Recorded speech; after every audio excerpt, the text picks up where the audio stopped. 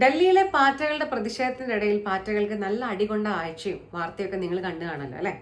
അപ്പം ആ കാഴ്ചകളൊക്കെ കാണുന്ന സമയത്ത് നിങ്ങൾക്ക് രണ്ട് അഭിപ്രായം ഉണ്ടായിരിക്കും. അടിക്കാൻ പാടില്ലായിരുന്നു എന്നുള്ള അഭിപ്രായം ഉണ്ടായിരിക്കും, നല്ല അടി കിട്ടേണ്ടതായിരുന്നു എന്നുള്ളൊരു അഭിപ്രായം ഉണ്ടായിരിക്കും. എന്തായാലും ഇതിനെ കുറിച്ചിട്ട് മലയാളത്തിലൊരു പ്രമുഖ നടൻ നടത്തിയിട്ടുള്ള ഒരു പ്രതികരണം കണ്ടപ്പം ഞാനും സംസാരിച്ചേ മതിയാകും എന്ന് എനിക്ക് തോന്നി. അപ്പൊ അദ്ദേഹത്തിന്റെ ഒരു അഭിപ്രായം എന്താണെന്ന് വെച്ചിട്ടുണ്ടെങ്കിൽ, സമാധാനപരമായിട്ടുള്ളൊരു പ്രതിഷേധത്തിനെ ഇങ്ങനെ അടിച്ചമർത്തേണ്ടതായിട്ടുണ്ടോ, ജനാധിപത്യത്തിലുള്ള വിശ്വാസമൊക്കെ ഇത് കാണുമ്പോൾ ചോർന്നു പോകുന്നു എന്നുള്ള രീതിക്ക് അദ്ദേഹം ഒരു പ്രതികരണം നടത്തിയതൊക്കെയാണ് കണ്ടത്.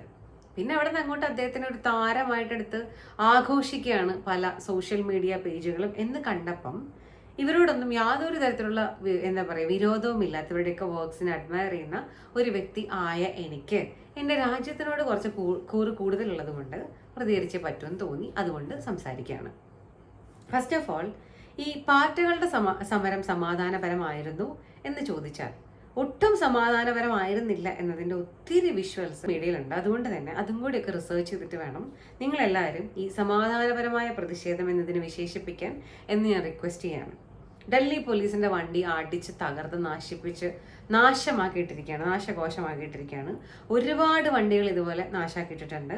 കൂട്ടത്തിൽ ഡൽഹി പോലീസിലുള്ള കുറേ അധികം ആൾക്കാരും പരിക്കുകളായിട്ട് ആശുപത്രിയിലാണ്. അത് കേരളത്തിലെ മാധ്യമങ്ങളൊന്നും പ്രത്യേകിച്ച് പറയില്ല, അത് പറഞ്ഞാൽ സെന്റിമെന്റ്സ് വർക്കാവില്ലല്ലോ. അതൊന്ന്.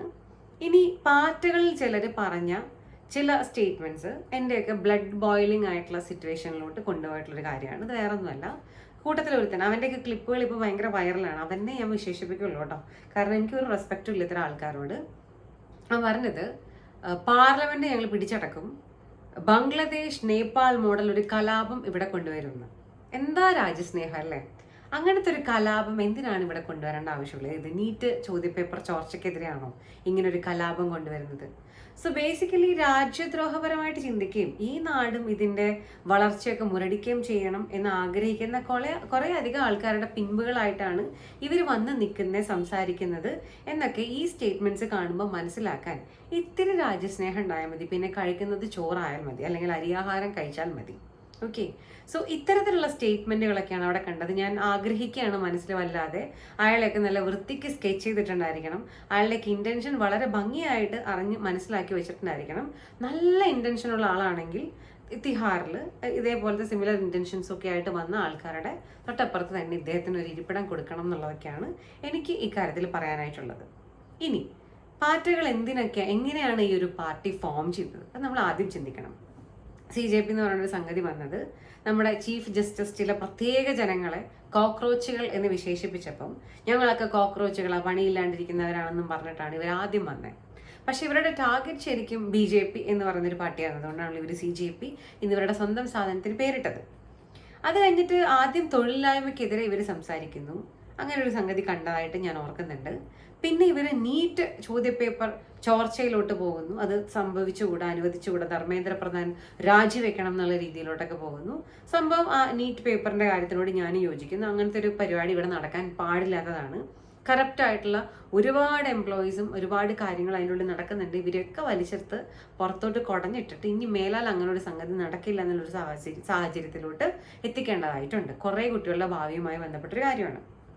അതവിടെ നിൽക്കുന്നുണ്ട്. പിന്നെ ഇവർ പറയുന്നു ഒരുപാട് കുട്ടികൾ നീറ്റിന്റെ കാര്യം പറഞ്ഞിട്ടും അതുപോലെ തന്നെ മത്സര പരീക്ഷകളുടെ കാര്യം പറഞ്ഞിട്ടും ജീവൻ എടുത്തിട്ടുണ്ട്. അതിൻ്റെയും റെസ്പോൺസിബിലിറ്റി ഇവർ ഗവൺമെന്റിന് കൊടുക്കുകയാണ്.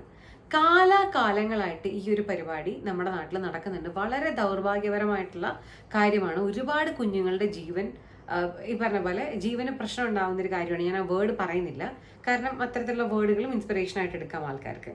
അപ്പം അത് പാടില്ല. അപ്പം അങ്ങനെ ഉണ്ടാവുന്നുണ്ട് നമ്മുടെ നാട്ടിൽ. ഇതിന് ഗവൺമെന്റിനെ പഴിചാരിയതുകൊണ്ടോ ഒരു മന്ത്രിയെ താഴെ ഇറക്കിയതുകൊണ്ടോ പരിഹാരം ഉണ്ടാകുമോ? ഒരിക്കലും ഉണ്ടാവില്ലെന്നാണ് എൻ്റെ ഒരു ടേക്ക്. കാരണം പല കുട്ടികൾക്കും ഇത്തരത്തിലുള്ള മത്സര പരീക്ഷകൾ എഴുതാനുള്ള ഒരു പ്രഷറും വളരെ കൊച്ചു പ്രായം തൊട്ട് തന്നെ ഇത്തരത്തിലുള്ള മത്സരങ്ങൾക്ക് അവരെ എങ്ങനെ നീ ഡോക്ടർ ആവണം, നീ എഞ്ചിനീയർ ആയില്ലെങ്കിൽ ശരിയാവില്ല എന്നുള്ള രീതിക്ക് ട്രീറ്റ് ചെയ്യുന്നതുമായിട്ടുള്ള ഒരുപാട് കുടുംബങ്ങളുണ്ട്. കുട്ടികൾക്ക് കുടുംബങ്ങളിൽ പോലും സപ്പോർട്ട് ഇല്ലാത്ത ആവുമ്പോഴാണ് ഇവർ പലപ്പോഴും ഇങ്ങനത്തെ തീരുമാനങ്ങൾ എടുക്കുന്നത്. അപ്പൊ ആ ഒരു സിസ്റ്റം ഒന്നും ഗവൺമെന്റിനെ 4 ചീത്ത പറഞ്ഞാൽ മാറില്ല. കുടുംബത്തിൽ നിന്ന് തുടങ്ങണം അതിനുള്ള തിരുത്തലൊക്കെ. അപ്പൊ അതവിടെ നിൽക്കട്ടെ. അങ്ങനെ നീറ്റെന്നും പറഞ്ഞിട്ട് വന്ന ഈ ടീമുകൾ പിന്നെ അവരുടെ സമരങ്ങളുടെ ഉള്ളിൽ നമ്മൾ കേൾക്കുന്ന വേറെ കുറെ കാഴ്ചകളുണ്ട്, വെറൈറ്റി ഐറ്റംസ് കേട്ടോ. അതിൽ ചില ആൾക്കാർ പറയുന്നത് നമ്മൾ എടുത്തു കളഞ്ഞ ആർട്ടിക്കിൾ 370 ഒക്കെ തിരിച്ചു കൊണ്ടുവരണതാണ്. എന്താ ഒരു രാജ്യസ്നേഹം അല്ലേ? ഈ ആർട്ടിക്കിൾ 370 എന്തിനെടുത്ത് കളഞ്ഞു, അത് തിരിച്ചു കൊണ്ടുവന്നാൽ ഇന്ത്യക്ക് എന്താണ് സംഭവിക്കുക, കശ്മീരിൽ എന്ത് സംഭവിക്കും എന്നൊക്കെ തിരിച്ചറിയാൻ ബോധമില്ലാത്ത ആൾക്കാരാണോ ഇവര്? അതോ ഇവരുടെ ഇന്റൻഷൻസ് ഇവരിങ്ങനെ പതുക്കെ പതുക്കെ സ്വയം പ്രകാശിപ്പിച്ചതാണോ എന്നതാണ് ഒന്നാമത്തെ ചോദ്യം. ഇനി ചില ആൾക്കാർക്ക് ഉമർ ഖാലിദിനെയൊക്കെ പുറത്തോട്ട് വിടണം എന്നുള്ളതാണ് ആഗ്രഹം. ഉമർ ഖാലിദിന് വേണ്ടിയിട്ട് എന്താ പറയാ, ഫോറിൻ ആയിട്ടുള്ള ന്യൂസ് പേപ്പേഴ്സ് ഒക്കെ ഭയങ്കര ഭീകരമായിട്ടുള്ള വാർത്തകളൊക്കെ ഇറക്കുന്ന കാഴ്ച നമ്മൾ കണ്ടു. എന്താ അവരുടെ ഒരു ഇന്ത്യയോടുള്ള ഇഷ്ടമല്ലേ? എന്തിനാണ് ഇദ്ദേഹത്തിനെ പിടിച്ച് അകത്തിട്ടിരിക്കുന്നത് എന്ന് നിങ്ങൾക്ക് ആർക്കെങ്കിലും അറിയാമോ? നല്ല ഭംഗിയായിട്ട് ഇന്ത്യനെ കഷ്ണമാക്കാനുള്ള ആഹ്വാനം ചെയ്തതിന്റെ പേരിൽ, രാജ്യദ്രോഹപരമായിട്ടുള്ള പ്രസ്താവനകൾ ഇറക്കിയതിന്റെ പേരിലും, കലാപാഹ്വാനങ്ങൾ നടത്തിയതിന്റെ പേരിലൊക്കെയാണ് ഇദ്ദേഹത്തിനെയൊക്കെ പിടിച്ച് അകത്തിട്ടിരിക്കുന്നത്.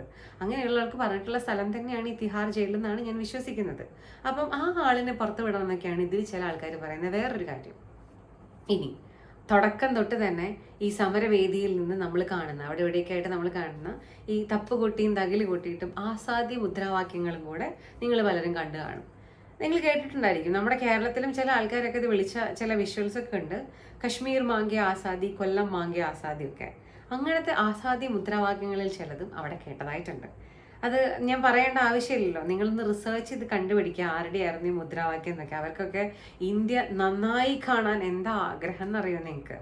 അപ്പൊ ഇങ്ങനത്തെയുള്ള ഒരുപാട് ആൾക്കാർ ഈ പ്രൊട്ടസ്റ്റിന്റെ ഇടയിൽ, നീറ്റ് പ്രൊട്ടസ്റ്റ് എന്ന് പറഞ്ഞിട്ട് അതിൻ്റെ ഉള്ളിൽ കയറിക്കൊണ്ടിട്ടുണ്ട്. പിന്നെ വെറൈറ്റി ആയിട്ടുള്ള വേറൊരു ആവശ്യം കൂടെ പലരും പറഞ്ഞു കേട്ടിരുന്നത് FCRA ഭേദഗതിയൊക്കെ പിൻവലിക്കുക എന്നുള്ളതാണ്. ഇത്തരത്തിലുള്ള ഒരുപാട് കാഴ്ചകൾ ഇതുമായി ബന്ധപ്പെട്ട ഇതിവൃത്തങ്ങളിൽ നിന്ന് പല പല സ്ഥലങ്ങളിലായിട്ട് കാണുകയും അത്തരത്തിലുള്ള പല ക്ലിപ്സും പല പിക്ചേഴ്സും പുറത്തു വരികയൊക്കെ ചെയ്യുന്ന സാഹചര്യത്തിൽ സത്യം പറഞ്ഞാൽ ഇവരുടെ ഈ ഒരു സമരം ഇപ്പൊ ഭരിച്ചുകൊണ്ടിരിക്കുന്ന ഗവൺമെന്റിന് അനുകൂലമായിട്ട് വരുന്ന ഒരു കാഴ്ചയാണ് നമ്മൾ കാണുന്നത്.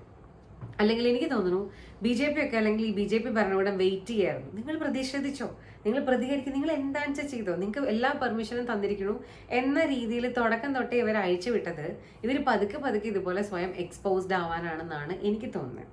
അപ്പം നിങ്ങൾ മനസ്സിലാക്കേണ്ടത് ഇവരുടെ ഇന്റൻഷൻസ് ഒക്കെ ഈ നീറ്റ് ചോദ്യപേപ്പർ ചോർച്ചയിൽ നിന്ന് വളരെ വളരെയധികം മാറിപ്പോയിരിക്കുകയാണ്. ഇവർ വേറെ പല സ്ഥലങ്ങളിലോട്ടും എത്തിയിരിക്കുകയാണ് എന്നുള്ളൊരു വലിയൊരു സത്യാവസ്ഥ ഇതിൻ്റെ ഉള്ളിലുണ്ട്.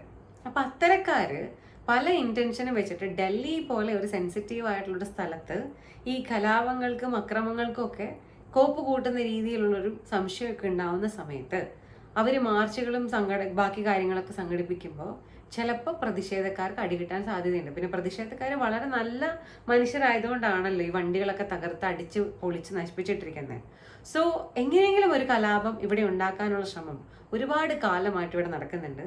CAA വന്ന സമയത്ത്, ട്രംപ് വരുന്ന സമയത്ത് ഒരു കലാപം പൊട്ടിക്കാൻ നോക്കിയൊരു കാഴ്ച നമ്മൾ കണ്ടിട്ടുണ്ടായിരുന്നു. അതേപോലെ തന്നെ ഒന്നും രണ്ടും തവണ നല്ല ഭംഗിയായിട്ട് കർഷക സമരം എന്ന രീതിയിൽ ഒരു സംഗതി ഇറക്കാൻ ശ്രമിച്ച കാഴ്ച നമ്മൾ കണ്ടിട്ടുണ്ടായിരുന്നു. അതേപോലെ തന്നെ ലഡാക്കിൽ കലാപത്തിനൊക്കെ ആഹ്വാനം ചെയ്ത ആളിപ്പോൾ ഇവിടെ വന്നിട്ട് നിരാഹാരമൊക്കെ കിടക്കുന്നുണ്ട്. അങ്ങനത്തെ ഒരു കാഴ്ച നമ്മൾ കണ്ടിട്ടുണ്ടായിരുന്നു. ഇതേ ഇപ്പോൾ ഈ പാറ്റകൾ എന്ന പേരിൽ പുതിയ സംഗതിയൊക്കെ ഇപ്പം ഇറങ്ങിയിട്ടുണ്ട്. ഞാൻ ഇന്ന് വരുന്ന സമയത്തും കവലയിൽ, അതായത് ബസ് സ്റ്റാൻഡിൻ്റെ ഉള്ളിലൊക്കെ ഏതാണ്ടൊരു മനുഷ്യൻ തലയ്ക്കകത്ത് പാറ്റയുടെ പോലെയുള്ള ഒരു സംഗതിയൊക്കെ വെച്ചിട്ട് അവിടെ നിന്ന് ഭീകരമായിട്ട് ഘോരമൊക്കെ ഇതിനെപ്പറ്റി പ്രസംഗിക്കുന്ന കാഴ്ചയൊക്കെ ഞാൻ കണ്ടു. ഞാൻ അതിന് ക്യാച്ച് ചെയ്തൊരു ലൈൻ എന്ന് പറയുന്നത്, ഡൽഹിയിലെ പ്രതിഷേധം ഡൽഹിയിലുള്ള ജനങ്ങൾക്ക് വേണ്ടി മാത്രമാണോ, നിങ്ങൾക്കും കൂടി വേണ്ടിയിട്ടുള്ളതല്ലേ എന്നൊക്കെയുള്ള രീതിയിൽ പിള്ളേരെ ബ്രെയിൻ വാഷ് ചെയ്യാണ് ബസ് സ്റ്റാൻഡിൽ വന്നിരിക്കുന്ന പിള്ളേരുടെ ഇടയിൽ നിന്നിട്ട്. അപ്പം ഇങ്ങനത്തെ കുറേ കാഴ്ചകളൊക്കെ നമ്മൾ കാണുന്നുണ്ട്. സോ ഈ ആൾക്കാരുടെ ഇന്റൻഷൻ രാജ്യസ്നേഹപരമാണ് എന്ന് എനിക്ക് ഒട്ടും തോന്നുന്നില്ല. ഇവർ നീറ്റിനെതിരെ പ്രതികരിക്കുന്ന ഒരു കൂട്ടമായിട്ടുള്ള ആൾക്കാരാണെന്ന് എനിക്ക് തോന്നുന്നില്ല. ഇവർ പലരുടെ ഉള്ളിലും പലതും ഉള്ളത് ഇങ്ങനെ പലപ്പോഴായിട്ട് പുറത്തോട്ട് വന്നുകൊണ്ടിരിക്കുകയാണ്, അല്ലെങ്കിൽ വിട്ടുകൊണ്ടിരിക്കുകയാണ്. ഇതൊന്നും സമാധാനപരമായിട്ടുള്ളതോ ഗുഡ് ഇന്റൻഷൻ ഉള്ളതോ ആയിട്ട് എനിക്ക് തോന്നുന്നില്ല. അപ്പം നിങ്ങളുടെ തോന്നലുകൾ എന്താണെന്നുള്ളത് നിങ്ങൾ പതുക്കെ ഇതിൻ്റെ അടിയിൽ കമൻറ്റുകളായിട്ട് രേഖപ്പെടുത്തണം. അപ്പോൾ നിങ്ങൾ വേണമെങ്കിൽ എൻ്റെ ഒരു പേഴ്സണൽ അഭിപ്രായം പറയുകയാണെങ്കിൽ നിങ്ങൾ നീറ്റ് പ്രശ്നങ്ങൾക്കെതിരെ പ്രതികരിക്കണം. അതേപോലെ തന്നെ നിങ്ങൾക്ക് ഭരിച്ചുകൊണ്ടിരിക്കുന്ന ഭരണകക്ഷിയോട് എന്തെങ്കിലുമൊക്കെ ഒരു കലിപ്പോ വെറുപ്പോ ഒക്കെ ഉണ്ടെങ്കിൽ നിങ്ങൾ പ്രതികരിച്ചു. അതിനൊക്കെ ഉള്ളൊരു അവകാശം ഇവിടെ ഉണ്ടല്ലോ. ഡെമോക്രാറ്റിക് ആയിട്ട് തന്നെ പ്രതികരിച്ചു. പക്ഷെ എപ്പോഴാണോ നിങ്ങളുടെ ആ പ്രതികരണങ്ങൾ അതിൻ്റെ മറ പറ്റിയിട്ട് രാജ്യത്തിനെതിരെ പതുക്കെ നീങ്ങുന്നത്, അപ്പോൾ അടി കിട്ടും, അല്ലെങ്കിൽ അടി കിട്ടേണ്ടതായിട്ടുണ്ട് എന്നുള്ളതാണ് എനിക്ക് പേഴ്സണലി തോന്നിയിട്ടുള്ളത്. അപ്പം നിങ്ങളെ സ്കെച്ച് ചെയ്ത് വെച്ചിട്ടുണ്ടെങ്കിലോ നിങ്ങളെ മാർക്ക് ചെയ്ത് വെച്ചിട്ടുണ്ടെങ്കിലോ ഒന്നും കുറ്റം പറയാനായിട്ട് പറ്റില്ല. നിങ്ങളുടെ ഇൻറ്റൻഷൻസ് ക്ലിയർ ആണ് എന്നുള്ളത് പ്രൂവ് ചെയ്യേണ്ടത് നിങ്ങളുടെ ഉത്തരവാദിത്തമാണ്. പക്ഷേ ഇന്ന ആൾക്കാർക്ക് വേണ്ടിയിട്ടും ഇന്ന നിയമങ്ങൾക്ക് വേണ്ടിയിട്ടൊക്കെ നിങ്ങൾ സംസാരിക്കുന്നത് കാണുമ്പം അത്ര നല്ലതാണെന്ന് തോന്നുന്നില്ല.